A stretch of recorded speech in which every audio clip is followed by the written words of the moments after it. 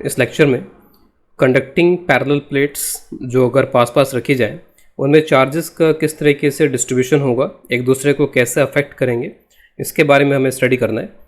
तो इस टॉपिक का थोड़ा सा एक बैकग्राउंड ले लेते हैं।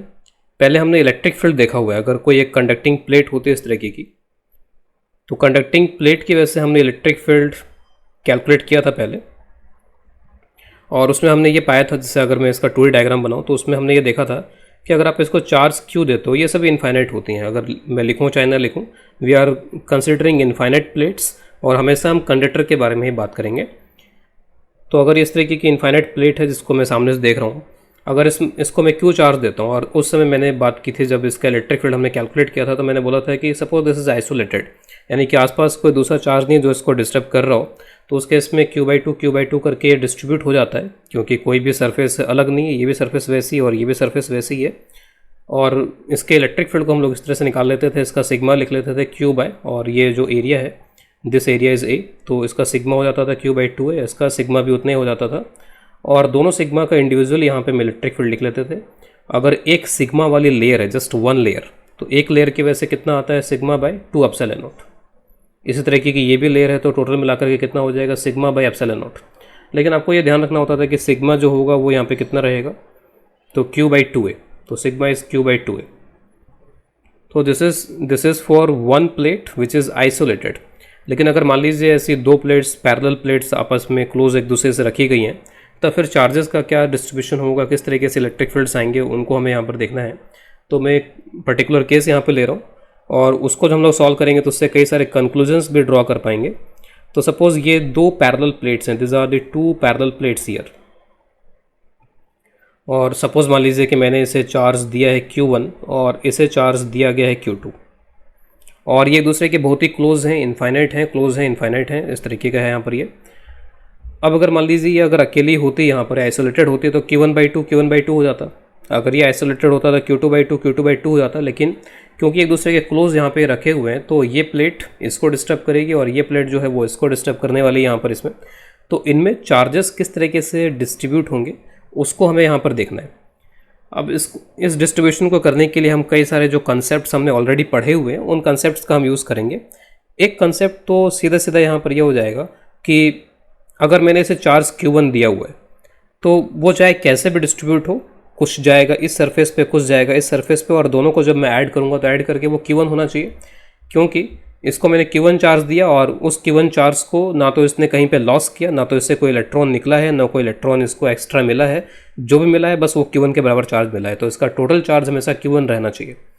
इसी तरीके से इस प्लेट का जो टोटल चार्ज है वो हमेशा Q2 रहना चाहिए। ठीक है, तो ये दो हमारे पास में स्ट्रॉन्ग पॉइंट्स हैं। एक तो कि इसका टोटल चार्ज Q1 रहना चाहिए, इसका टोटल चार्ज Q2 रहना चाहिए।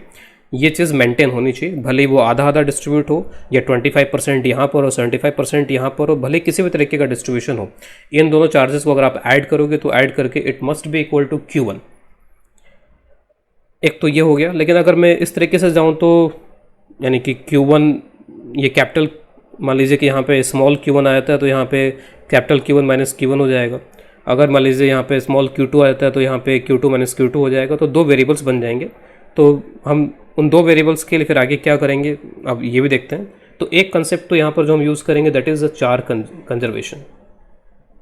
इंडिविजुअली हर एक प्लेट का जो टोटल चार्ज है वो कंजर्व रहना चाहिए। ठीक है, one thing is this. And second यहाँ पर हम इन बातों का फ़ायदा उठाएंगे कि क्योंकि ये कंडक्टर है, और इस कंडक्टर के अंदर किसी पॉइंट पे कोई इलेक्ट्रिक फील्ड होने वाला नहीं है, चाहे ये सॉलिड है या होलो है, कुछ भी है, हम चार्ज बाहर दे रहे हैं इसको, वो बाहर के सरफेस पे डिस्ट्रीब्यूट हो जाएगा, तो अंदर किसी भी तरीके का इलेक्ट्रिक फील्ड आएगा नहीं। इस तरीके से इस प्लेट के अंदर भी कोई इलेक्ट्रिक फील्ड यहाँ पर नहीं होगा। और इसका हम यूज़ किस तरीके से कर पाएंगे, तो इसका यूज़ करने के लिए you can draw a Gaussian surface. तो सपोज मैंने किस तरह की गॉसियन सरफेस ले लिया। गॉसियन सरफेस लेने के लिए मैंने ये सोचा होगा कि अगर मैं इस रीजन में इलेक्ट्रिक फील्ड की बात करूँ, तो क्योंकि ये प्लेट्स इनफाइनाइट हैं, अगर ये प्लेट्स इनफाइनाइट हैं तो उनकी वजह से जो भी इलेक्ट्रिक फील्ड होगा वो प्लेट्स के परपेंडिकुलर आना चाहिए, या तो वो इस डायरेक्शन में आ जाएगा या फिर वो इस डायरेक्शन में हो जाएगा, लेकिन होगा प्लेट्स के परपेंडिकुलर। अगर कोई भी इलेक्ट्रिक फील्ड एग्जिस्ट करता है यहाँ पर इस रीजन के अंदर, या यहाँ पे कहीं पर भी, वो प्लेट के परपेंडिकुलर होना ही चाहिए, क्योंकि दिस प्लेट्स आर इनफाइनाइट। और इसके अकॉर्डिंगली मैं कुछ इस तरीके की गॉसन सरफेस ले रहा हूँ, वो एक क्यूबॉइड या क्यूब टाइप की गॉसन सरफेस है, और उसके ये वाले जो फेसेस हैं वो प्लेट्स के अंदर है और प्लेट्स के पैरेलल है। दिस टू फेसेस, ये वाला फेस, मैं इसको अब कम्प्लीटली वैसे स्टोरी डायग्राम नहीं दिखा पा रहा हूँ, अगर मैं इसको आगे ऐसे करता तो ये ऐसा फेस बनता है यहाँ पर। तो this face is something like this, वैसे ही यहाँ पर ये फेस इस तरीके से बन जाता। ठीक है, कुछ इस तरीके से यहाँ पर ये फेस है, और आप ये समझ लो कि ये जो फेसेस हैं ये प्लेट के पैरेलल हैं। तो ये और ये दो पैरेलल फेसेस यहाँ पर हो गए, और ये कम्प्लीटली इस मटेरियल के अंदर है। इसके अलावा एक टॉप फेस वगैरह बन जाएगा यहाँ पे, कुछ एक बॉटम फेस वगैरह कुछ बन जाएगा। जस्ट मैंने एक आइडिया दे दिया यहाँ पे किस तरीके से है। ये सामने वाला फेस हो गया और वो पीछे वाला फेस हो गया। यहाँ पे जो भी इलेक्ट्रिक फील्ड लाइंस हैं, all the electric field lines should be like this, वो इस तरीके की होनी चाहिए। एरो जस्ट इंडिकेटिव है, एरो उल्टा भी हो सकता है, बस प्लेट के परपेंडिकुलर होना चाहिए। तो अगर मैं इस पर गॉस लॉ लगाऊँ, तो गॉस लॉ अगर मैं इस पर लगाता हूँ यहाँ पे, तो गॉस लॉ से ये बोल सकते हैं कि जैसे यहाँ तो ये वाला फेस और ये वाला फेस इलेक्ट्रिक फील्ड जीरो है, तो इन दोनों फेसेस से तो कोई फ्लक्स पास होगा नहीं, इन दोनों फेसेस से जो कि अंदर हैं। और जो भी इलेक्ट्रिक फील्ड लाइंस हैं वो बाकी फेसेस के टेंजेंशियल होंगी, ये टॉप, ये बॉटम, ये सामने वाला फ्रंट और वो बैक फेस, तो किसी को भी क्रॉस करके नहीं जा रही है। ऐसा नहीं हो रहा है कि इलेक्ट्रिक फील्ड लाइन ऐसे क्रॉस करके इसको जा रही है, या फिर जो सामने वाला फेस है उसको क्रॉस करके ऐसे बाहर की तरफ आ रही है। इलेक्ट्रिक फील्ड लाइन्स इस तरीके से चल रही हैं यहाँ पर। Electric field lines are like this. अगर मैं इसको अलग से यहाँ बना दूँ तो it is something like this. जो भी इलेक्ट्रिक फील्ड लाइन्स हैं वो इलेक्ट्रिक फील्ड लाइन्स यहाँ और यहाँ तो हो ही नहीं सकती, और बाकी जगह हैं तो वो इस तरीके से हैं। तो वो सभी फेसेस के पैरेलल आ जाएंगे, और पैरेलल आ जाएंगे तो कोई फ्लक्स यहाँ पर नहीं होगा। तो फ्लक्स यहाँ पर एक तरीके से हो जाएगा zero from this type of Gaussian surface. और जो नेट चार्ज होगा वो नेट चार्ज फिर यहाँ से क्या हो जाना चाहिए, जीरो हो जाना चाहिए। Net charge must be equal to zero inside the Gaussian surface. अब ये जो पूरी गॉसियन सरफेस हमने बनाई है, तो उसमें चार्ज बस अगर होता है तो कहाँ पे हो सकता है, तो प्लेट का ये पार्ट, प्लेट का ये पार्ट, यानी कि इस तरीके से प्लेट के ये जो पार्ट्स यहाँ पर आ रहे हैं, तो प्लेट्स के ये जो सरफेसेस आ रहे हैं यहाँ पर, ये वाली सरफेस आ रही है और ये वाली सरफेस आ रही है, इन दोनों सरफेसेस पे ही कोई चार्ज हो सकते हैं। और इन दोनों सरफेसेस का टोटल मिलाकर के चार्ज यहाँ पर क्या आ रहा है, एक तरीके से जीरो आ रहा है। यानी कि अगर क्यू नेट जीरो आ रहा है या क्यू इनसाइड या क्यू इनक्लोज जीरो आ रहा है, इसका मतलब ये है कि इनका और इनका चार्ज मिलाकर के जीरो होना चाहिए। अब वो जीरो होने की शर्त यहाँ पर ये हो सकती है, या किस तरीके से वो जीरो हो सकता है, या तो आप बोल दो कि इस पे भी चार्ज, इस सरफेस पे भी चार्ज जीरो है और इस सरफेस पे भी चार्ज जीरो है, तब भी जीरो हो जाएगा। लेकिन ये तो एक बहुत ही स्पेशल कंडीशन हो जाएगी जिसमें हम ये बोलेंगे कि ये चार्ज भी जीरो और ये चार्ज भी जीरो है। तो इसमें हमें जो बोलना चाहिए, जो थोड़ा जनरल केस हो सकता है, वो यहाँ पे क्या हो सकता है कि यहाँ पर अगर मान लीजिए स्मॉल क्यू चार्ज है तो यहाँ पर माइनस स्मॉल क्यू चार्ज होना चाहिए, और उससे टोटल चार्ज यहाँ पर क्या हो जाएगा, ज़ीरो। तो एक चीज़ यहाँ पर ये कंफर्म हो जाती है जो हमारा डिस्कशन है कि ये जो फेसिंग सरफेसेज हैं, ये जो दो सरफेसेज आपस में एक दूसरे को फेस कर रही हैं, ठीक है, उन पे equal and opposite charges develop होंगे। तो equal and opposite charges are induced और डेवलप्ड, कह लीजिए, ऑन फेसिंग सरफेसेस, जो आपस में एक दूसरे को फेस कर रही हैं। ये तो आउटर सरफेस हो जाएंगे, एक दूसरे को फेस नहीं कर रही हैं, ये दोनों एक दूसरे को फेस कर रही हैं। तो यहाँ पर अगर क्यू है तो यहाँ पर माइनस क्यू है। फिर आप बाकी जगह पे लिख सकते हो टोटल चार्ज कैपिटल Q1 होना चाहिए, तो कैपिटल Q1 माइनस क्यू, जिससे कि टोटल चार्ज कैपिटल Q1 हो जाए। और फिर यहाँ पे कितना हो जाएगा, Q2 प्लस Q। अब आप देख लो इस पूरे में बस एक ही वेरिएबल हमारे पास में है, just small q is the variable. अगर वो कैलकुलेट हो गया तो हर जगह का चार्ज, हर सरफेस का चार्ज कैलकुलेट हो जाएगा।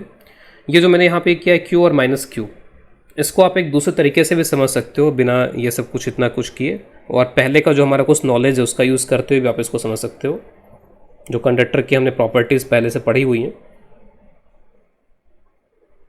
देखिए अल्टीमेटली हो क्या रहा है, अगर यहाँ पे प्लस चार्ज है और यहाँ पे उतना ही नेगेटिव चार्ज है, उल्टा भी हो सकता है, यहाँ प्लस हो सकता है, यहाँ नेगेटिव हो सकता है। तो जस्ट एक बार के लिए मैं यहाँ पे प्लस मान लेता हूँ। अगर यहाँ पे प्लस Q है और यहाँ पे माइनस Q है, तो क्या होगा कि जो लाइन्स यहाँ से चल रही है वो सब के सब यहाँ टर्मिनेट हो जाएंगी। जो भी लाइन यहाँ से चली वो प्लस Q से जितनी लाइंस निकल सकती हैं वो सारी लाइंस यहाँ से निकल गई, और उसको टर्मिनेट करवाने के लिए उसके बराबरी का चार्ज रखा हुआ है यहाँ पर, सारी सारी लाइनें यहाँ टर्मिनेट हो जाएंगी।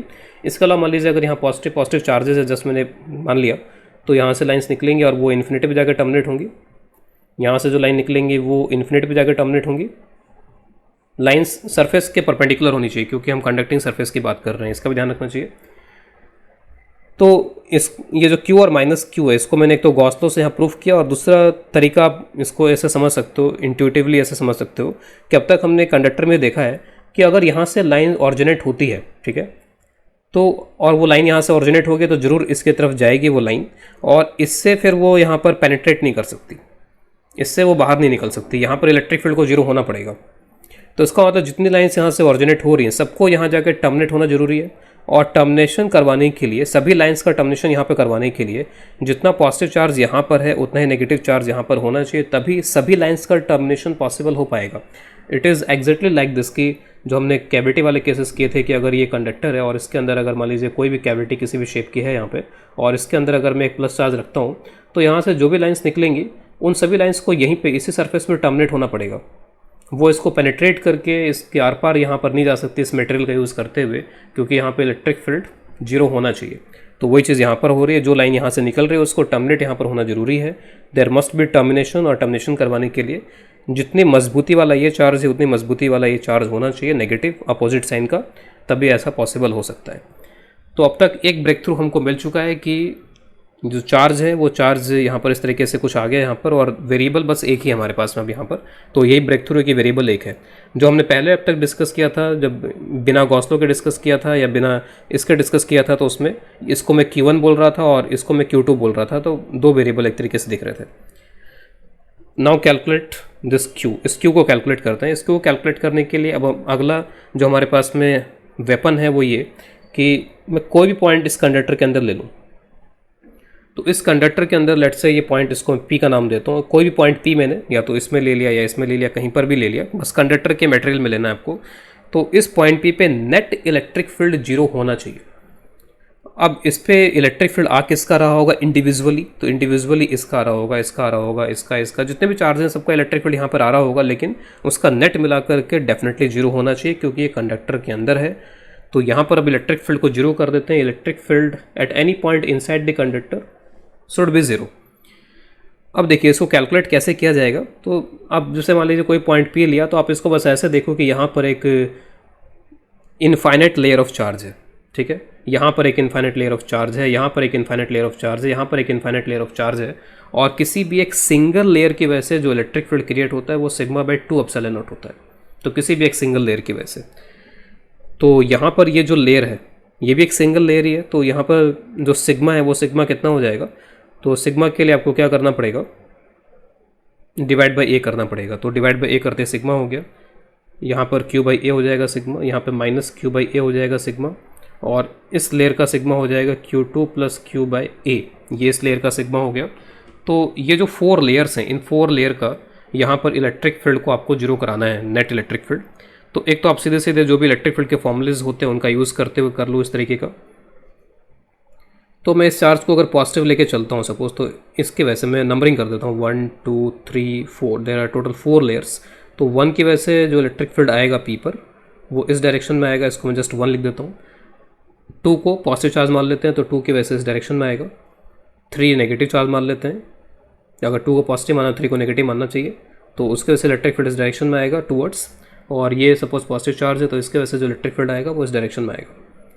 सारे इलेक्ट्रिक फील्ड आप बैलेंस कर लो, यानी 1। अब इसमें सिर्फ आपको मैग्नीट्यूड लिखना है, तो आप सिर्फ मैग्नीट्यूड लिखो इलेक्ट्रिक फील्ड्स का। तो इस 1 की वजह से कितना आ जाएगा यहाँ पर, Q1 - Q/A तो हो गया सिग्मा, सिग्मा/2 एप्सिलॉन होता है। 3 की वजह से कितना आएगा, तो Q/A 2 एप्सिलॉन नॉट।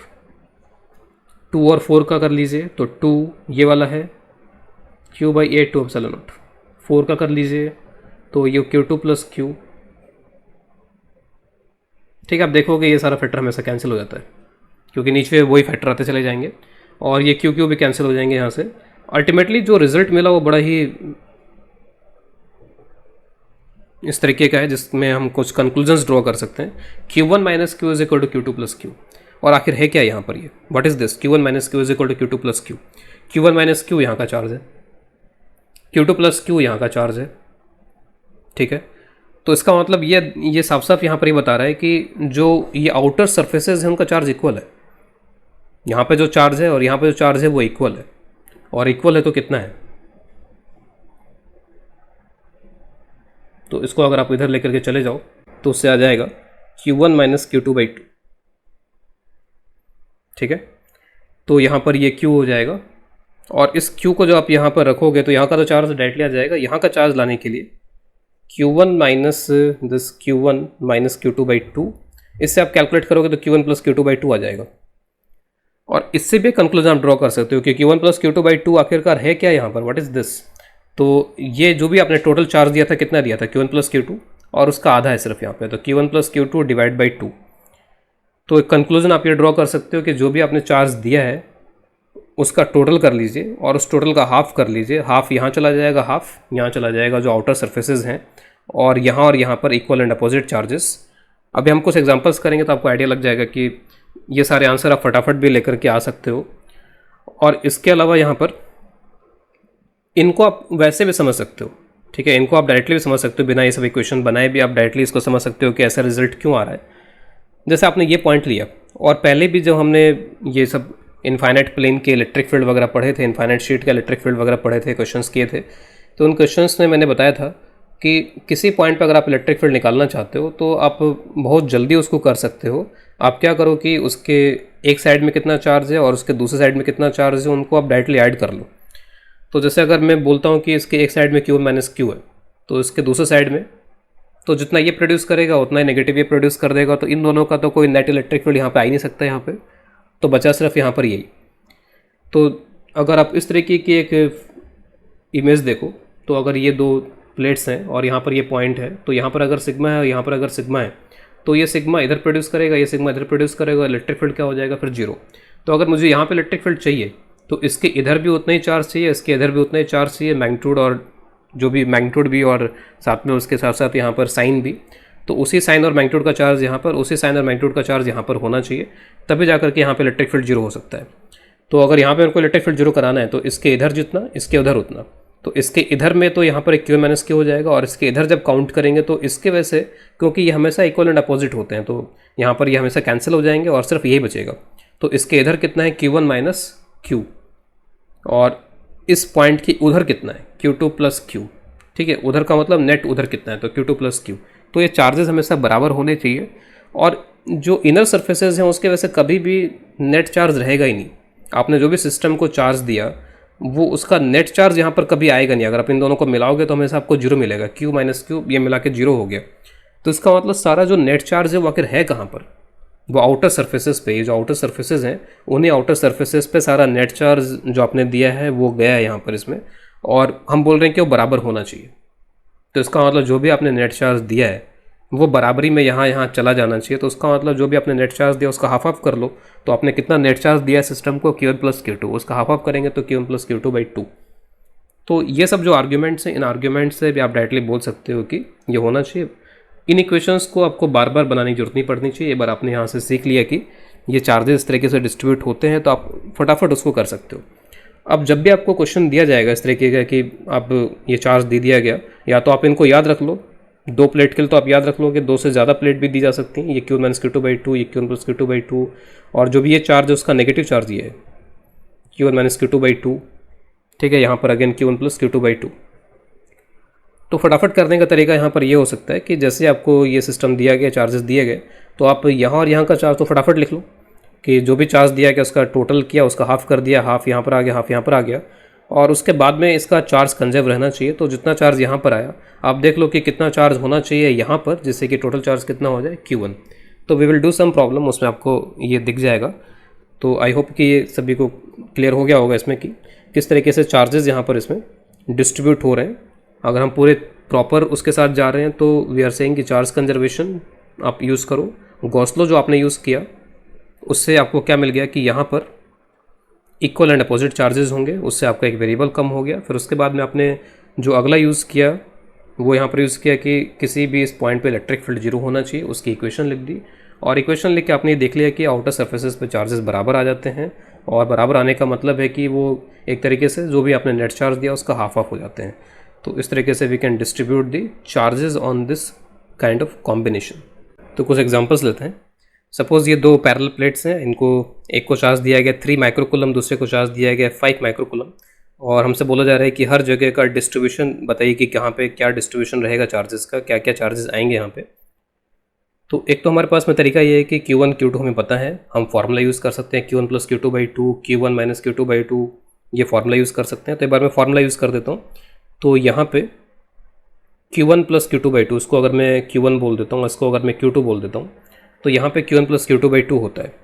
तो Q1 + Q2 कितना हो जाएगा 8, 8/2 कितना हो जाएगा 4, और यहाँ पे कितना होता है Q1 - Q2/2, तो 3 - 5 कितना हो जाएगा -2, -2/2 हो जाएगा -1। एक तो ये तरीका हमारे पास में है, लेकिन हमें ये फार्मूलेज यूज़ करने के बजाय बहुत आसानी से हम फटाफट इसको कर सकते हैं। कैसे करेंगे, तो ये प्लेट और ये प्लेट, तो हमने देखा था कि जितना भी आप चार्ज देते हो उस चार्ज को आप ऐड कर लो और ऐड करके हाफ ऑफ कर दो। तो 3 और 5 ऐड किया तो 8 हो जाएगा, 8 का हाफ हो जाएगा 4। तो यहाँ पे जो चार्ज होना चाहिए 4 माइक्रोकूलम, यहाँ पर भी हो जाना चाहिए 4 माइक्रोकूलम। तो आउटर सर्फेसेस पे चार्जेस इक्वल हो जाते हैं और जो टोटल देते हैं उसका हाफ हो जाता है।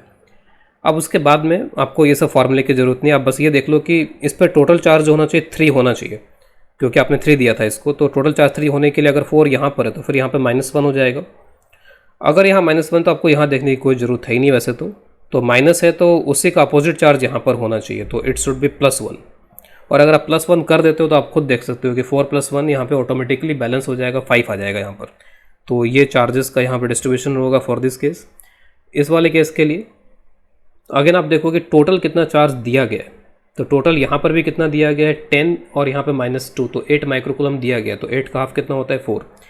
तो आप देख सकते हो जो आउटर सर्फेसेज हैं उनको इस बात से मतलब नहीं है कि इंडिविजुअली क्या क्या चार्ज दिए गए हैं, उनको उस बात से मतलब है कि चार्ज यहाँ पर टोटल कितना दिया गया। तो टोटल 8 दिया गया, तो अभी भी यहाँ 4 आ जाएगा, यहाँ भी 4 आ जाएगा। अब उसके बाद आप देखो कि चार्ज कंजर्वेशन के लिए आपको यहाँ और यहाँ कितना चार्ज चाहिए। तो यहाँ पे टोटल 10 था, तो 10 था तो यहाँ पे फिर 6 होना चाहिए, और 6 है तो फिर यहाँ पे डेफिनेटली क्या होगा, इसका अपोजिट चार्ज होगा -6। और आप खुद ही देख लो कि -6 और 4 यहाँ पे क्या हो जाएगा -2। उसके बाद में अगला केस ये जो दिया गया है, this is a very important case. और ये जो केस है बेसिकली जब हम लोग कैपेसिटर्स वगैरह पढ़ेंगे, पैरेलल प्लेट कैपेसिटर्स वगैरह, तो उसमें आपको ये केस देखने को मिलेगा। तो अभी हम वैसे नाम नहीं ले रहे हैं, लेकिन ये एक तरीके से कैपेसिटर के ही केसेस हैं और ये उसमें बड़ा स्टैंडर्ड केस है कैपेसिटर का।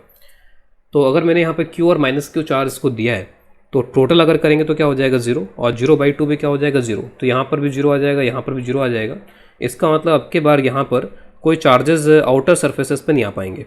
और यहाँ पर ऑब्वियस है कि फिर Q होना चाहिए, टोटल मिला के Q दिया गया था इसको, और यहाँ पर इसका नेगेटिव चार्ज होना चाहिए।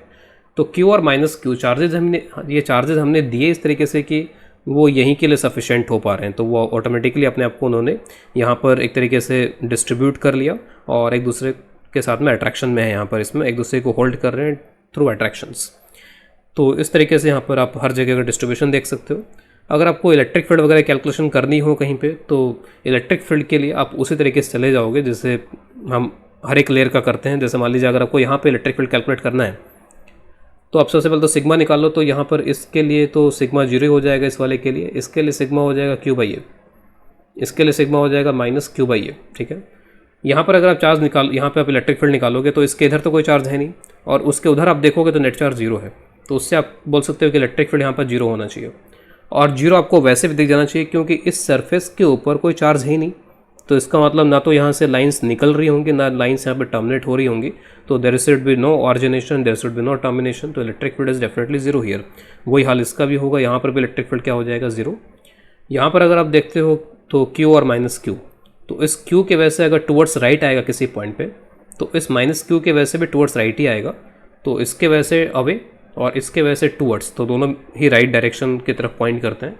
तो इंडिविजुअली दोनों का इलेक्ट्रिक फील्ड क्या आप ऐड कर लो, तो किसी एक का इलेक्ट्रिक फील्ड σ/2 ε0 होता है। एक सिंगल लेयर का इलेक्ट्रिक फील्ड हमेशा याद रखिए σ/2 ε0। तो यहाँ पे σ/2 ε0, और यहाँ पर इसका भी सिग्मा एक तरीके से वही है मैग्नीट्यूड वाइज। डायरेक्शन हमने दोनों का एक तरीके से देख लेके सेम होगा, तो बस आप मैग्नीट्यूड लिखो यहाँ पे। तो नेट हो जाएगा σ/ε0, और यहाँ पर सिग्मा कितना है, सिग्मा यहाँ पर है Q/A। तो Q/A ε0 ये नेट इलेक्ट्रिक फील्ड हो जाएगा बिटवीन द प्लेट्स। और वो इलेक्ट्रिक फील्ड जो भी आएगा वो परपेंडिकुलर टू द प्लेट्स आएगा।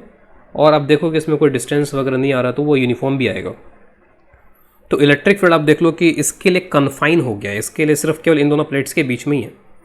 इनके लिए इलेक्ट्रिक फील्ड हर जगह होगा। इसका इलेक्ट्रिक फील्ड यहाँ से भी निकल रहा होगा, ऐसे ऐसे ऐसे। यहाँ से ऐसे जाके टर्मिनेट हो रहा होगा इलेक्ट्रिक फील्ड, यहाँ पर इलेक्ट्रिक फील्ड इधर से जाकर के ऐसे टर्मिनेट हो रहा होगा, यहाँ से ऐसे निकल रहा होगा। अगर आप यहाँ पे इलेक्ट्रिक फील्ड कैलकुलेट करना चाहते हो तो किसके वैसे आएगा, इस 4 के वैसे आएगा और इस 4 के वैसे आएगा, इसका ख़त्म हो जाएगा, 6 - 6 खत्म हो जाएगा यहाँ पे। तो आप देख सकते हो कि फेसिंग सर्फेसेस का बाहर कोई इलेक्ट्रिक फील्ड आता नहीं है, ख़त्म हो जाता है। बस बाहर अगर चार्जेस तो उनका ही आ रहा होगा, तो इस 4 के लेयर और ये जो 4 की लेयर है ये वाली, इन दोनों के वैसे आ रहा होगा। तो यहाँ पर अगर आप सिग्मा निकालना चाहो तो 4/A एप्सिलॉन, 4/A होगा। तो मैं इलेक्ट्रिक फील्ड यहाँ पर लिख देता हूँ कितना आएगा, तो सिग्मा की वैल्यू हो जाएगी 4/A, और सिग्मा/2 एप्सिलॉन होता है इलेक्ट्रिक फील्ड किसी एक लेयर का, और इसका भी उतना ही होगा। तो आप 2 से मल्टीप्लाई कर लो, तो यहाँ पे जो इलेक्ट्रिक फील्ड आएगा 2 कैंसिल, 4/A एप्सिलॉन आ जाएगा, 4/A एप्सिलॉन। यहाँ पर भी आप देखोगे 4/A एप्सिलॉन इलेक्ट्रिक फील्ड आ जाएगा। तो इसका मतलब है कि यहाँ और यहाँ जो बाहर के रीजन है, एक तो हो गया प्लेट्स के अंदर का रीजन, ठीक है, इनर सर्फेसेस को फेस करने वाला ये जो रीजन है वो यहाँ पर सिर्फ इन दोनों की चल पाती है, क्योंकि अगर आप यहाँ पे इस पॉइंट पे देखोगे तो ये जो 4 है ये 4 टुवर्ड्स राइट प्रोड्यूस कर रहा होगा, और ये जो 4 है ये टुवर्ड्स लेफ्ट प्रोड्यूस कर रहा होगा, इनका 0 हो जाएगा। तो प्लेट्स के बीच का जो रीजन है उसमें इलेक्ट्रिक फील्ड सिर्फ इन दोनों के वैसे आ रहा है जो अंदर वाले चार्जेस हैं, और प्लेट्स के बाहर का जो रीजन है उसमें इलेक्ट्रिक फील्ड सिर्फ किसके वजह से आ रहा है, जो आउटर सर्फेसेस पे चार्जेस हैं। तो यहाँ पे electric field due to charge on outer surface, और प्लेट्स के बीच में जो इलेक्ट्रिक फील्ड इफेक्टिवली आ पा रहा है वो किसके वजह से आ रहा है, इंडिविजुअली आएगा, इंडिविजुअली इसका भी होगा, इंडिविजुअली इसका भी होगा, लेकिन वो कैंसिल कर रहे हैं ड्यू टू फेसिंग चार्जेस। वो चार्जेस जो आपस में एक दूसरे को फेस कर रहे हैं उसके वजह से यहाँ पे सिर्फ इलेक्ट्रिक फील्ड आ पा रहा है। नेक्स्ट प्रॉब्लम लेते हैं। तो सपोज अब के बार यहाँ पे 3 पैरेलल प्लेट्स हैं और इनको चार्जेस 3Q, 5Q, 2Q इस तरीके से दिए गए हैं। तो अगेन आपको यहाँ पे बताना है कि हर सरफेस पे क्या क्या चार्जेस का डिस्ट्रीब्यूशन आएगा। तो अब के बार 3 प्लेट्स हैं, लेकिन जो रूल्स हैं वो रूल्स वही रहेंगे। जैसे मान लीजिए कि यहाँ पर इस सरफेस पर जो भी चार्ज आएगा तो यहाँ से लाइन निकलेगी और यहाँ टर्मिनेट होनी जरूरी है। इसका मतलब यहाँ और यहाँ इक्वल एंड अपोजिट चार्जेस आने चाहिए। इसी तरीके से इस पर अगर कोई चार्ज आएगा तो उसका नेगेटिव चार्ज फिर यहाँ पर आना चाहिए, अपोजिट साइन वाला चार्ज यहाँ पर आना चाहिए। अगर यहाँ नेगेटिव है तो यहाँ पॉजिटिव है तो यहाँ पर नेगेटिव, उल्टा होना चाहिए। तभी क्या होगा कि यहाँ से जो लाइन निकलेगी वो यहाँ पर टर्मिनेट हो पाएगी। तो जो प्लेट्स के बीच का रीजन होता है उसमें हमेशा यही होगा कि एक जगह से लाइन निकलेगी दूसरी जगह पर जाकर टर्मिनेट होगी, एक जगह से लाइन निकलेगी दूसरी जगह पर जाकर टर्मिनेट होगी, वो पेनिट्रेट करके बाहर नहीं जा सकती है। तो इसका मतलब है कि यहाँ और यहाँ के चार्ज को अगर आप काउंट करो इक्वल एंड अपोजिट, यहाँ और यहाँ के चार्ज को अगर अपन काउंट करो तो इक्वल एंड अपोजिट, कोई नेट चार्ज इनके वैसे नहीं आ पाएगा। जो भी आपने नेट चार्ज दिया है वो आउटर सर्फेसेस पर ही होगा, और अगर आउटर सर्फेसेस पे होगा तो वही इलेक्ट्रिक फील्ड जीरो करने वाला कंसेप्ट अगर यहाँ पे आप लगाओ तो उसमें आपको ये मिलेगा कि इसके लेफ्ट में जितना चार्ज, इस पॉइंट के राइट में उतना चार्ज। तो राइट में जो चार्ज है उसमें नेट चार्ज में इसका कोई कंट्रीब्यूशन नहीं, नेट चार्ज में इसका कोई कंट्रीब्यूशन नहीं, सिर्फ इसी का कंट्रीब्यूशन होगा। तो इसके लेफ्ट में सिर्फ ये आउटर सरफेस और इसके राइट में ये आउटर सरफेस, दोनों के चार्जेस बराबर होने चाहिए। तो एग्जैक्टली कंसेप्ट वही रहेंगे यहाँ पर भी। टोटल चार्ज कितना दिया गया है इसमें, 3 + 5 8, 8 + 2 हो गया 10, 10 का हाफ कर देंगे 5। तो यहाँ पे जो चार्ज आएगा 5Q आएगा, और यहाँ पर भी जो चार्ज आएगा वो 5Q आएगा। इसके बाद में अंदर बस आप चार्ज कंजर्वेशन का यूज़ करते चले जाओ। तो 5Q यहाँ पर है और 3Q होना चाहिए, तो चार्ज कितना हो जाएगा -2Q। फिर उसके बाद में -2Q यहाँ पे है तो डेफिनेटली फिर यहाँ पे 2Q होना जरूरी है, क्योंकि जितना नेगेटिव यहाँ पे उतना पॉजिटिव यहाँ पे होना चाहिए। 2Q यहाँ पे है तो आप बोल सकते हो कि क्योंकि 5 होना चाहिए तो उसका मतलब यहाँ पे 3Q होना चाहिए। 3Q यहाँ पे है तो फिर आपको यहाँ पे ये करना पड़ेगा कि यहाँ पे -3Q होना चाहिए। आप देख सकते हो कि ऑटोमेटिकली सारे चार्जेस बैलेंस हो जाएंगे। 5 - 3 + 2, 3 + 2 5, 5 - 2 3। तो all the things are balanced. All the things का मतलब है क्या क्या बैलेंस। ये चार्ज का जो डिस्ट्रीब्यूशन है ये इंश्योर कर रहा है कि अंदर इलेक्ट्रिक फील्ड यहाँ पर 0 हो रहा है। आप ये पॉइंट उठा लो, ये पॉइंट उठा लो, ये पॉइंट उठा लो, हर जगह आप देखोगे कि उस पॉइंट के लेफ्ट में जितना चार्ज है उस पॉइंट के राइट में उतना चार्ज है, हमेशा आपको दिखाई देगा ऐसा। तो इलेक्ट्रिक फील्ड हर जगह 0 हो गया। और उसके साथ साथ ये क्या इंश्योर कर रहा है कि यहाँ से अगर कोई लाइन निकल रही है तो वो यहाँ टर्मिनेट हो रही है। यहाँ वाले केस में यहाँ से लाइन निकल रही है और यहाँ पर टर्मिनेट हो रही है, यहाँ से लाइन निकल रही है और ये यहाँ पर टर्मिनेट हो रही है। और क्योंकि आउटर सरफेसेस पे चार्ज हैं तो यहाँ से भी लाइंस निकल रही होंगी। लाइंस का डेंसिटी अलग अलग रहेगा। यहाँ पे मैं डेंसिटी को यहाँ पे नहीं दिखा रहा हूँ। इसमें डेंसिटी किस पे डिपेंड करती है कि इलेक्ट्रिक फील्ड का स्ट्रेंथ क्या है। अगर मान लीजिए कि यहाँ पे इलेक्ट्रिक फील्ड का जो स्ट्रेंथ है वो कम है और यहाँ पे इलेक्ट्रिक फील्ड का स्ट्रेंथ अगर ज़्यादा है तो यहाँ पे लाइंस थोड़ी ज़्यादा डेंस होंगी और यहाँ पे थोड़ी डेंसिटी कम होगी। जैसे अगर मैं ये पॉइंट यहाँ पे ले लूँ तो यहाँ पे इलेक्ट्रिक फील्ड क्या आएगा उसको अगर हम एक बार देखना चाहें तो आप देखोगे कि सिर्फ इन दोनों के वैसा आएगा। इसके इधर इस साइड में ये तो आपस में कैंसिल ही हो गया, 5Q बचा। इसके इस साइड में यहाँ पर यानी ये दोनों तो आपस में रहेंगे लेकिन ये और ये आपस में मिलकर कैंसिल हो जा रहे हैं एक तरीके से।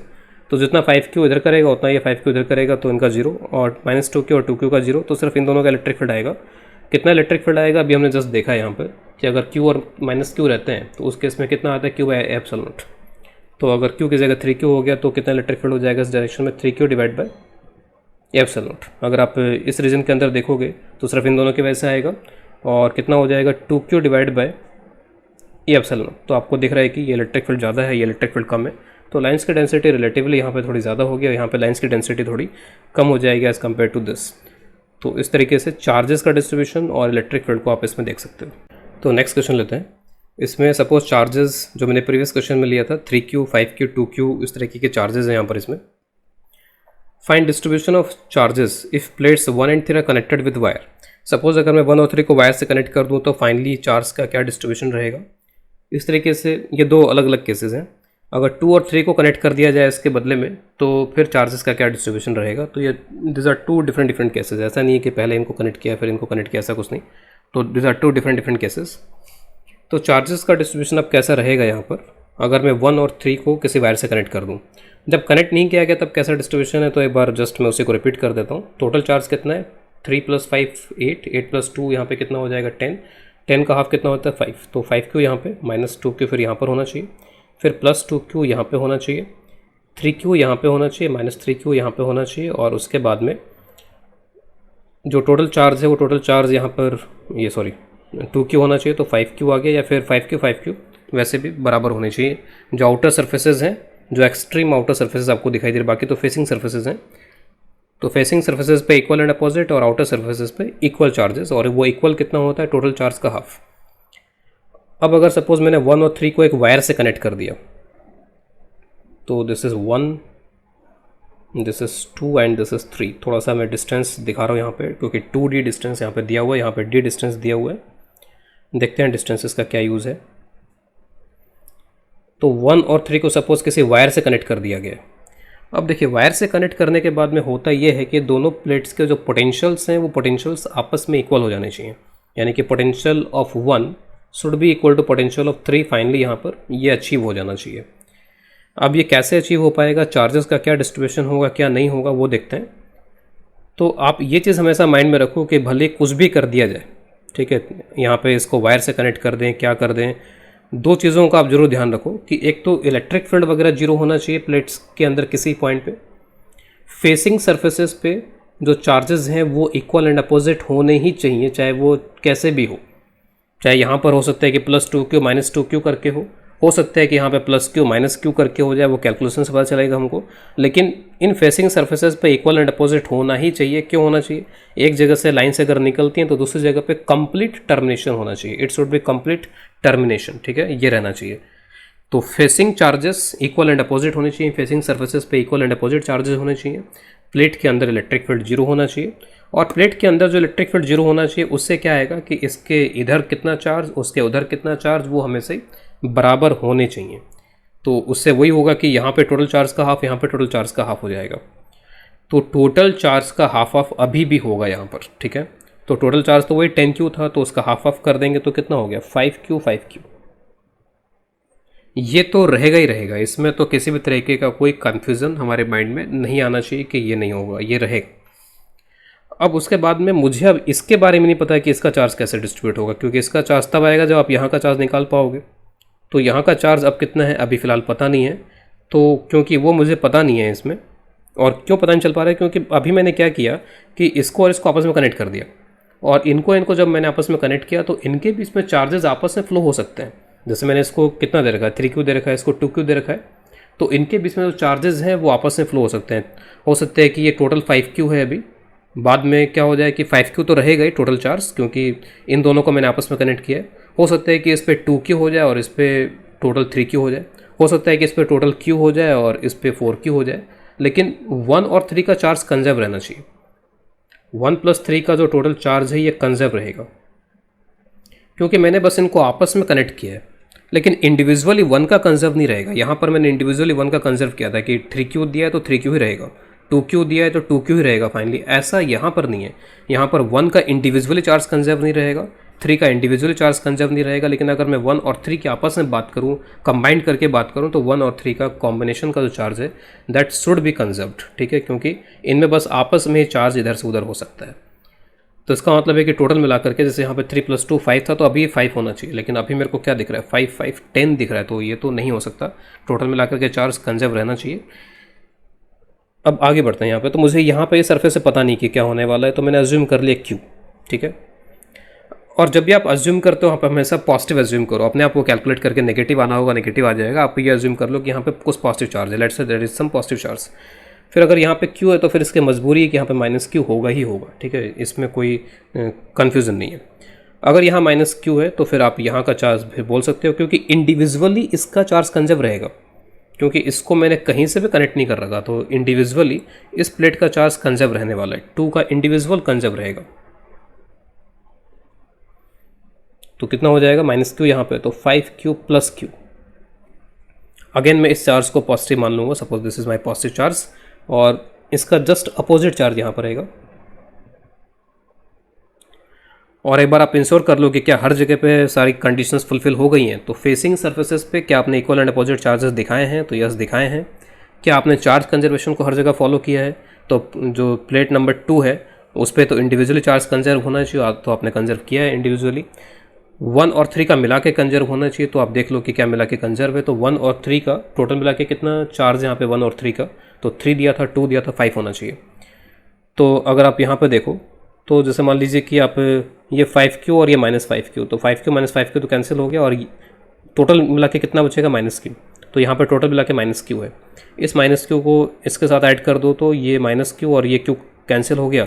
तो 1 और 3 का टोटल मिला करके जो चार्ज है वो 5Q आ जाएगा। या तो आप पूरा लिख लो, 5Q Q फिर -5Q -Q फिर 5Q, ठीक है। ये सारा कैंसिलेशन करके कितना हो जाएगा 5Q। तो जो चार्ज कंजर्वेशन है वो फॉलो हो रहा है, facing surfaces, electric field zero, सब कुछ यहाँ मैंने फॉलो करा दिया है। तो this is my distribution of charge. लेकिन इसमें अननोन है Q, ये Q कैलकुलेट किए बिना हम नहीं जा सकते यहाँ से, हमें कैलकुलेट करना पड़ेगा, तभी चार्ज पता चल पाएगा। तो अगला हथियार हमारे पास में क्या है, जिसको अब तक हमने यूज़ नहीं किया है, आवर वेपन इज़ दिस कि V1 = V3, यानी इसका पोटेंशियल और इसका पोटेंशियल यहाँ पर बराबर है। अब आप अगर लाइन यहाँ पे इलेक्ट्रिक फील्ड लाइन दिखाना चाहो तो कुछ इस तरीके की इलेक्ट्रिक फील्ड लाइन यहाँ पर है, यहाँ पे लाइन दिखाना चाहो तो सपोज कुछ इस तरीके की इलेक्ट्रिक फील्ड लाइन्स यहाँ पर है। और ये किसके अकॉर्डेंस में है, जैसे हमने चार्जेस को अज्यूम किया है, माना है, उसके अकॉर्डेंस में है। अगर आप कुछ और अलग, अगर आपने यहाँ पे -Q अज्यूम किया होता तो फिर यहाँ +Q हो जाता, उसके अकॉर्डिंगली फिर आप लाइंस को ऐसे दिखा सकते थे, ठीक है। तो आपने जैसे अज्यूम किया है वैसे ही दिखा दो, कोई दिक्कत नहीं है। अपने आप फाइनली ये पॉजिटिव होगा नेगेटिव होगा वो अपने आप आ जाएगा। तो सपोज़ मैं यहाँ से यहाँ चलता हूँ, पोटेंशियल डिफरेंस लिखता हूँ, ठीक है, और वो सारा पोटेंशियल डिफरेंस का जो समेशन उसको 0 कर दूंगा मैं। तो यहाँ से यहाँ जब मैं चलूँगा तो पोटेंशियल डिफरेंस के लिए मेरे को इलेक्ट्रिक फील्ड चाहिए। तो यहाँ पे इलेक्ट्रिक फील्ड सपोज अगर E1 है, यहाँ पे अगर इलेक्ट्रिक फील्ड E2 है, तो E1 E2 की वैल्यूज़, E1 कितना हो जाएगा, तो बस अंदर के चार्जेस काउंट होते हैं, बस प्लेट की बीच में इलेक्ट्रिक फील्ड लिखने के लिए। तो Q/A हो जाएगा। E2 अगर आप यहाँ पर लिखोगे तो E2 कितना हो जाएगा, तो 5Q + Q/A। ठीक है। तो इलेक्ट्रिक फील्ड की कैसे कैलकुलेशन होती है मैं ऑलरेडी कर चुका हूँ, तो उसको मैं अगेन रिपीट नहीं कर रहा हूँ यहाँ पर। तो E1 को आप D से मल्टीप्लाई कर दो, तो यहाँ से यहाँ तक का पोटेंशियल डिफरेंस हो गया। फिर उसको आप E2 को 2D से मल्टीप्लाई कर दो, तो यहाँ से यहाँ तक का पोटेंशियल डिफरेंस हो गया, ठीक है। और ये सारा पोटेंशियल डिफरेंस का समेशन मैंने क्या कर दिया, 0 कर दिया है। यानी कि यहाँ से यहाँ तक जितना पोटेंशियल डिफरेंस आया, फिर यहाँ से यहाँ तक जितना पोटेंशियल डिफरेंस आया, टोटल पोटेंशियल डिफरेंस कितना आया मेरे को यहाँ से यहाँ तक जाने में, वो 0 होना चाहिए, क्योंकि इसका और इसका पोटेंशियल सेम होना चाहिए। तो इसलिए पोटेंशियल डिफरेंस पूरा यहाँ से यहाँ तक का क्या होना चाहिए, 0। अब ऑब्वियस है कि ये भी पोटेंशियल डिफरेंस है और ये पोटेंशियल डिफरेंस है, दोनों एक साथ पॉजिटिव नहीं हो सकते, दोनों पोटेंशियल डिफरेंस एक साथ नेगेटिव नहीं हो सकते। अगर दोनों टर्म पॉजिटिव होंगे तब भी 0 नहीं हो पाएगा, दोनों अगर नेगेटिव होंगे तब भी 0 नहीं हो पाएगा। इसका मतलब एक पोटेंशियल डिफरेंस पॉजिटिव होगा और एक पोटेंशियल डिफरेंस नेगेटिव होगा।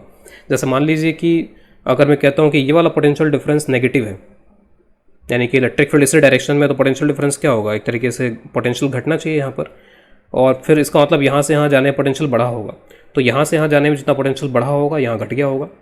या फिर उल्टा हो सकता है कि यहाँ से यहाँ तक जितना घटा हो उतना वापस से बढ़ करके पोटेंशियल बराबर हो गया हो। लेकिन हमने बस जो जैसे अज्यूम किया वैसे इक्वेशन लिख दिए यहाँ पर, अपने आप सब कुछ आ जाएगा इसमें क्या होने वाला है। तो आप डी को कैंसिल कर लो, E1 की वैल्यू आप यहाँ पर रख लो, तो E1 की वैल्यू कितनी हो जाएगी, this E1 is Q by epsilon naught, और 2E2 है तो 2 5Q plus Q by epsilon naught, this is equal to 0, तो this epsilon naught is cancelled. यहाँ पे आप देख लो क्या क्या बनता जा रहा है, तो Q plus 10Q plus 2Q this is equal to 0, 3Q is equal to minus 10Q, और Q की जो वैल्यू यहाँ से आएगी वो माइनस 10Q बाई 3। तो जैसे हमने एक्सपेक्ट किया था कि कुछ तो यहाँ पर सभी एक डायरेक्शन में इलेक्ट्रिक फील्ड नहीं हो सकते, अगर एक ही डायरेक्शन में इलेक्ट्रिक फील्ड हर जगह होते तो पोटेंशियल लगातार घटता चला जाता और फिर पोटेंशियल इसके बराबर नहीं हो पाते। तो अल्टीमेटली जो सिचुएशन यहाँ पर आई है उसको मैं यहाँ पर लिख दूँ, तो माइनस 10Q बाई 3 यहाँ पर हो गया, फिर यहाँ प्लस 10Q बाई 3 हो जाएगा, 5Q में से 10Q बाई 3 आप माइनस कर लो, 5Q माइनस 10Q बाई 3, तो यहाँ पे फिर कितना हो जाएगा 5Q बाई 3, यहाँ 5Q बाई 3, तो यहाँ पे माइनस 5Q बाई 3 हो जाएगा। ठीक है, तो इस तरह के चार्जेस आ रहे हैं। तो क्या हो रहा है एक्चुअल में, क्या हो रहा है यहाँ पे कि ये नेगेटिव ये पॉजिटिव, तो इलेक्ट्रिक फील्ड का ये डायरेक्शन है, और ये पॉजिटिव और ये नेगेटिव, तो इलेक्ट्रिक फील्ड का ये डायरेक्शन है। ठीक है, तो यहाँ से यहाँ तक जाने में, क्योंकि इलेक्ट्रिक फील्ड के अपोजिट जा रहे हैं तो पोटेंशियल बढ़ा होगा, यहाँ से यहाँ तक जाने में जो यहाँ पर हम किस तरीके से चल रहे हैं इसके अंदर, तो यहाँ से यहाँ तक जाने में इलेक्ट्रिक फील्ड के डायरेक्शन में चल रहे हैं तो पोटेंशियल घटा होगा। वैसे एक्चुअल मेरे को यहाँ पर जो इक्वेशन लिखनी चाहिए थी वो ऐसे लिखना चाहिए था कि यहाँ से यहाँ पोटेंशियल में कितना डिफरेंस आया, तो मेरे को लिखना चाहिए था वैसे माइनस के साथ में, लेकिन क्योंकि दोनों एक जैसे साइन थे तो मैंने उसको एक तरीके से नेगलेक्ट कर दिया था। यहाँ से यहाँ तक जाने में पोटेंशियल घटना चाहिए तो इतना पोटेंशियल घटा, फिर यहाँ से यहाँ तक जाने में वापस घटना चाहिए, तो इसको आप थोड़ा करेक्ट कर लो, मेरे को ऐसे लिखना चाहिए इसको।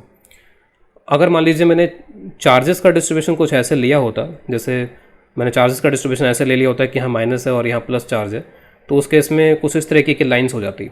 अगर मैं इसके लिए लिखता, अगर ये इक्वेशन, जस्ट मैं एक हाइपोथेटिकल केस लेता हूँ कि सपोज़ मैंने जो चार्जेस का डिस्ट्रीब्यूशन उसको ऐसे एज्यूम किया, यहाँ माइनस प्लस और यहाँ प्लस माइनस, तो उस केस में इलेक्ट्रिक फील्ड यहाँ पर ऐसे हो जाता और इलेक्ट्रिक फील्ड यहाँ पर ऐसे हो जाता। तो मैं यहाँ से यहाँ तक का पोटेंशियल डिफरेंस जब मैं लिखता तो पॉजिटिव लिखता, क्योंकि यहाँ से यहाँ तक जाने में बढ़ा तो E1 इंटू डी बढ़ा, और यहाँ से यहाँ तक जाने में क्या हो गया, घट गया, तो E2 इंटू 2D। ठीक है, तो फिर इक्वेशन इस तरीके से यहाँ पे लिखी जाती। तो प्रॉपर आप साइन के साथ में इक्वेशन लिखो जिससे क्लैरिटी आपकी रहेगी यहाँ पर, या अगर आपको समझ में बढ़िया से अगर आ रहा है तो जैसे अगर आपको बढ़िया से समझ में आ रहा है तो फिर आप ऐसे भी देख सकते हो, ठीक है यहाँ से यहाँ तक जितना बढ़ा है वहाँ से वहाँ तक उतना घट जाना चाहिए। तो आप जब आप इस तरीके से बात करते हो तो आप जितना बढ़ा उतना घटा उनको मैग्नीट्यूड वाइज भी बराबर कर सकते हो। कोई ऐसे भी लिख सकता है इस केस के लिए कि E1 इंटू डी इतना बढ़ा और E2 इंटू 2D इतना घट गया। ठीक है, ये हमारे अंडरस्टैंडिंग पे बेस्ड है कि हमने समझ लिया इस चीज़ को कि हाँ ये जो सिचुएशन है वो क्या है, उसके अकॉर्डिंगली यहाँ पर हमने इक्वेशन इसकी लिख दी। तो ये कैलकुलेट करने के बाद आप हर एक सरफेस का चार्ज वगैरह आप देख सकते हो, सारी कंडीशन को फुलफिल करता हुआ चार्ज हमने यहाँ पर इसमें लिख दिया है। सेकंड केस है, सेकंड केस में आपने 2 और 3 को आपस में कनेक्ट किया है, तो उसको भी मैं, इसमें कोई खास कैलकुलेशन नहीं है तो मैं यहीं पे इसको कर देता हूँ। तो सेकंड और थर्ड प्लेट को आपने आपस में आपने कनेक्ट किया है। तो सपोज इन दोनों कनेक्ट कर दिया, अब इन दोनों कनेक्ट कर दिया तो इन दोनों का पोटेंशियल बराबर हो जाना चाहिए, और इन दोनों का पोटेंशियल बराबर हो जाना चाहिए तो इसका मतलब है कि इस रीजन के अंदर कोई इलेक्ट्रिक फील्ड एग्जिस्ट नहीं करना चाहिए, इलेक्ट्रिक फील्ड जीरो होना चाहिए इस रीजन के अंदर। अगर इस रीजन के अंदर कोई भी इलेक्ट्रिक फील्ड आएगा तो आप इलेक्ट्रिक फील्ड को जो आप डी से मल्टीप्लाई करोगे तो सीधे सीधा पोटेंशियल डिफरेंस आ जाएगा। पोटेंशियल डिफरेंस के लिए हमें किसी तरीके का इंटीग्रेशन नहीं करना पड़ रहा है क्योंकि इलेक्ट्रिक फील्ड यूनिफॉर्म होता है, इसलिए सिंपली बस मैंने इलेक्ट्रिक फील्ड के डायरेक्शन में कितना डिस्प्लेसमेंट होगा बस उससे डायरेक्टली मल्टीप्लाई कर दिया। तो इन दोनों का पोटेंशियल बराबर होना चाहिए, V2 is equal to V3, और उसके लिए यहाँ पे कोई इलेक्ट्रिक फील्ड एग्जिस्ट नहीं करना चाहिए। और उससे फिर हम और फिर अब आगे बढ़ें तो इलेक्ट्रिक फील्ड एग्जिस्ट नहीं करना चाहिए तो क्या होना चाहिए, ये जो सरफेस है और ये सरफेस जो है इस पर कोई चार्ज नहीं होना चाहिए। अगर इन पर कोई भी चार्ज आया तो डेफिनेटली क्या होगा, यहाँ पर कुछ ना कुछ इलेक्ट्रिक फील्ड इसके अंदर हो जाएगा, क्योंकि लाइन या तो निकलेंगी टर्मिनेट होंगी, कुछ ना कुछ तो इस तरीके का चलेगा यहाँ पर। तो electric field should be zero, इस सरफेस पे कोई चार्ज नहीं आना चाहिए, बाकी सर्फेसेस पे आ सकता है चार्ज। और अगेन वही सारी बातें कि जो आउटर सर्फेसेज हैं टोटल का मिला करके हाफ हो जाना चाहिए, तो टोटल तो वही है 10, तो 10 का हाफ कितना होगा 5Q। ये कहीं से भी कनेक्टेड नहीं है, अगर ये कहीं से भी कनेक्टेड नहीं है तो इसका चार्ज बैलेंस होना चाहिए, अकेले का चार्ज बैलेंस होना चाहिए। तो इसको आपने कितना चार्ज दिया था 3Q, तो -2 के इसका मतलब यहाँ पर होना चाहिए। अगर -2Q यहाँ पर है तो यहाँ पे क्या हो जाएगा फिर +2Q। इसको आपने कितना, इन दोनों, अब इन दोनों का मिला करके चार्ज कंजर्व रहना चाहिए, तो इन दोनों का मिला करके देख लो कि चार्ज कंजर्व है कि नहीं है यहाँ पर इसमें। तो इन दोनों का मिला करके क्या चार्ज कंजर्व है, तो आपने कितना कितना चार्ज दिया था, आप देखो 5 और 2 7 दिया था। तो अभी वही बात है, 5 और 2 एक तरीके से क्या है 7 है, तो इन दोनों का मिलाकर के चार्ज कंजर्व होना चाहिए क्योंकि इन दोनों को आपस में कनेक्ट किया गया है। अब अगर यहाँ पर ये पूछा जाए कि कितना चार्ज फ्लो हुआ, ठीक है, यहाँ से यहाँ तक कितना चार्ज इसमें फ़्लो हुआ है इसके अंदर, तो चार्ज कितना फ़्लो हुआ है इस वायर के थ्रू, ये पूछ सकते हैं इसमें। तो आप देखो कि क्या था सिस्टम पहले, आपने इसको 5 दे रखा था, इसको 2 दे रखा था। तो मिडिल प्लेट के पास में टोटल 5 था और इसके पास में 2 था, 5 और 2 था। तो 5 की बजाय यहाँ पे 2 हो चुका है। इसका मतलब है कि यहाँ से कितना चार्ज गया होगा, 3Q, और 2 से वो 5 हो गया होगा अगर यहाँ से 3Q चार्ज गया है। तो यहाँ से यहाँ इस तरीके से चार्ज का फ्लो हुआ है। और चार्ज का फ्लो यहाँ से यहाँ तक क्यों हुआ है, तो आप उसको भी एक्सप्लेन कर सकते हो कि ये प्लेट हाई पोटेंशियल पे थी और ये plate as compare to low potential पे थी, जो आपने यहाँ पे कोई वायर कनेक्ट नहीं कर रखा था। जो आपने कोई वायर कनेक्ट नहीं कर रखा था तो यहाँ पे 3Q चार्ज था, यहाँ पे -3Q चार्ज था। जो इलेक्ट्रिक फील्ड था वो इलेक्ट्रिक फील्ड ऐसा था। तो अगर मैं इन दोनों प्लेट्स को आपस में कंपेयर करूँ तो it is relatively high potential और ये रिलेटिवली लो पोटेंशियल पर है। तो जब भी चार्ज का फ्लो होता है हाई पोटेंशियल से लो पोटेंशियल, और उस चार्ज को हम बोलते हैं पॉजिटिव चार्ज, ठीक है। तो पॉजिटिव चार्ज हाई पोटेंशियल से लो पोटेंशियल की तरफ फ्लो होता है। तो वही हमें देखने को मिल रहा है यहाँ पर इसमें कि इस हाई पोटेंशियल प्लेट से लो पोटेंशियल की तरफ यहाँ पर चार्ज का फ्लो हुआ। कितने चार्ज का फ्लो हुआ, 3Q, जिससे कि फाइनली दोनों के पोटेंशियल्स जो हैं वो इक्वल हो गए। तो इसमें बहुत आसानी से हम इसको कैलकुलेट कर पा रहे हैं, बस सिंपली इलेक्ट्रिक फील्ड को जीरो करके, और उसके बाद सारी चीज़ें इस तरीके से आ गई। और यहाँ का चार्ज जीरो हो जाना चाहिए, यहाँ कोई चार्ज रहना नहीं चाहिए।